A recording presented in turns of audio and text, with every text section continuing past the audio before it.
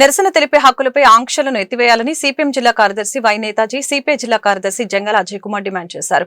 Guntur CPI కార్యాలయంలో ఏర్పాటు చేసిన మీడియా సమావేశంలో వారు మాట్లాడారు. గుంటూరు జిల్లా పోలీసు వారు జిల్లా పరిధిలో రాజకీయ పార్టీలు, ప్రజా సంఘాల సంస్థలు నిరసనలపై ఆంక్షలు విధిస్తూ చేసిన ప్రకటనని ఉపసంహరించుకోవాలని డిమాండ్ చేశారు. సభలు, సమావేశాలు, ర్యాలీలు, ఊరేగింపులు, నిరసనలు, బంద్లు నిర్వహించుకునే వారు పోలీసు వారి నుంచి వారం రోజుల ముందుగా అనుమతి తీసుకోవాలని ప్రకటించడం దారుణమని అన్నారు. ఈ చట్టం బ్రిటిష్ వారి కాలంలో 1861లో అమల్లోకి తెచ్చారని చెప్పారు. ఆనాడు బ్రిటిష్ ప్రభుత్వం నిరంకుశ విధానాలకి ప్రజానికం వ్యతిరేకించకుండా ఉండేందుకు ఇలాంటి ఆంక్షలు విధించారని గుర్తు చేశారు. గత 5 ఏళ్ల పాటు జగన్ ప్రభుత్వం ప్రజల మీద, ప్రజా ఉద్యమాల మీద నిర్బంధం ప్రయోగించిందని, తాము అధికారంలోకి వస్తే కనుక ఫ్రెండ్లీ పోలీసింగ్ ఉంటారని చెప్పేసి, ఎలాంటి ఆంక్షలు విధించమని చెప్పేసి పదే పదే ప్రకటించడం జరిగింది. ఎన్నికలు అయిపోయిన తర్వాత మొట్టమొదటిసారి ముఖ్యమంత్రి పర్యటన సందర్భంగా గృహ నిర్బంధానికి పోలీసులు పాల్పడినటువంటి సందర్భంగా లోకేష్ గారు ప్రకటన చేశారు. పోలీసు యంత్రాంగం పాత ప్రభుత్వ పద్ధతిలో నడిచిందని, దీనికి మేము కామ్రేడ్స్ అందరికీ సారీ చెప్తున్నామని చెప్పేసి, భవిష్యత్తులో అలాంటి సంఘటనలు పునరావృతం కాకుండా చూస్తామని చెప్పేసినటువంటిది లోకేష్ హామీ ఇచ్చాడు. మొన్న గవర్నమెంట్ వార్షికోత్సవం జరుపుకుంది. వార్షికోత్సవం జరిపిన సందర్భంగా ఇప్పుడు మన ఎస్పీ గారు చేసినటువంటి ప్రకటన జగన్ ప్రభుత్వం కంటే మరింత ఎక్కువగా నిర్బంధం ప్రయోగించేటువంటి దానికి ఆస్కారం ఇచ్చేటువంటి విధంగా ఉంది.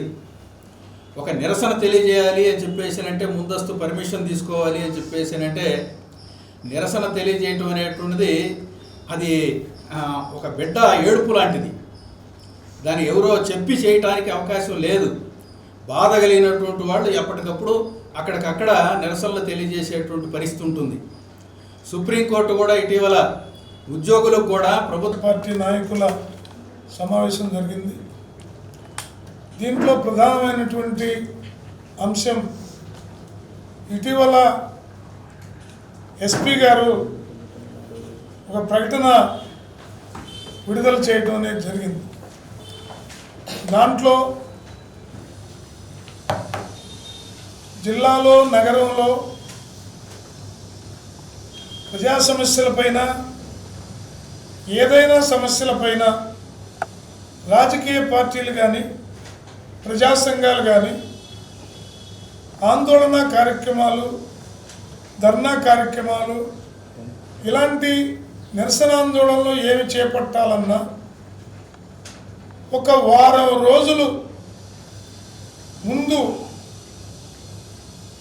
అప్లికేషన్ పెట్టి పర్మిషన్ తీసుకొని, పర్మిషన్ ఉంటేనే ఆ కార్యక్రమం నిర్వహించాలని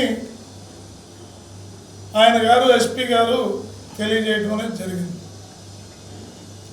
ఇది పూర్తిగా అప్రజాస్వామికం. రెండోది, ఇప్పటి వరకు ఈ నగరంలో, జిల్లాలో ఇలాంటి ఆంక్షలు ఏ అధికారి వచ్చినప్పటికీ కూడా ఇలాంటి ఆంక్షలు పెట్టలేదు.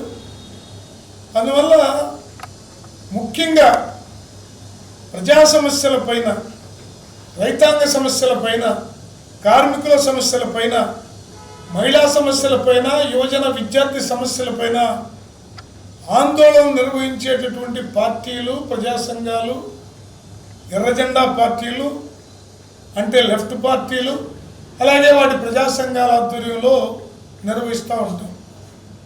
రైతన్న ఇబ్బంది పడుతూ ఉంటే రైతుకు అండగా నిలబడటం కోసం